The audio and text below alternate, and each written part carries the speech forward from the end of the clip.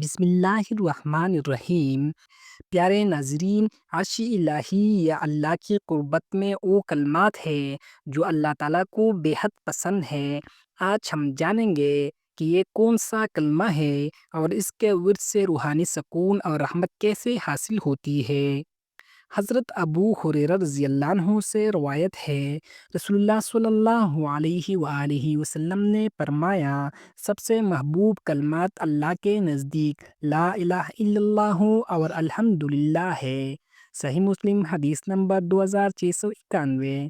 یہ کلمات نہ صرف ایمان بڑھاتے ہیں بلکہ دل میں اللہ کی یاد اور سکون پیدا کرتے ہیں۔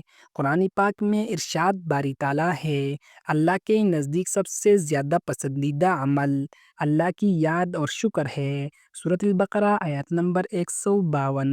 حضرت عائشہ رضی اللہ عنہا سے روایت ہے، رسول اللہ صلی اللہ علیہ وآلہ وسلم نے فرمایا، جو شخص دن میں 100 بار لا الہ الا اللہ کہے، اللہ تعالیٰ اس کے لیے 100 نیکیوں کا حساب لکھ دیتا ہے اور 100 گناہ مٹا دیتا ہے۔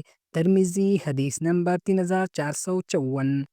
عرش الہی میں کلمہ توحید کا ورد ہر دکھ اور پریشانی میں سکون و برکت لاتا ہے۔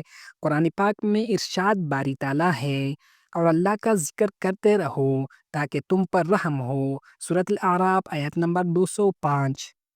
حضرت انس رضی اللہ عنہ سے روایت ہے، رسول اللہ صلی اللہ علیہ وآلہ وسلم نے فرمایا، جو شخص صبح و شام الحمدللہ اور لا الہ الا اللہ کہتا ہے، اللہ اس کے دل میں سکون پیدا فرماتا ہے اور زندگی میں برکت ڈال دیتا ہے۔ ابن ماجہ حدیث نمبر 3939۔ یہ کلمہ عرش الہی کا حصہ ہے، دل کو سکون، روح کو تازگی اور زندگی میں آسانیاں لاتے ہیں۔ قرآن پاک میں ارشاد باری تعالیٰ ہے، جو لوگ اللہ کو یاد کرتے ہیں اور دن رات اللہ کی حمد کرتے ہیں، اللہ انہیں سکون عطا فرماتا ہے۔ سورۃ الرعد آیت نمبر 28۔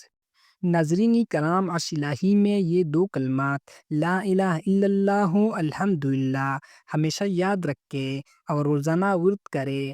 یہ نہ صرف دل کو سکون دیتے ہیں بلکہ زندگی کی ہر مشکلات سے بھی نجات لاتے ہیں۔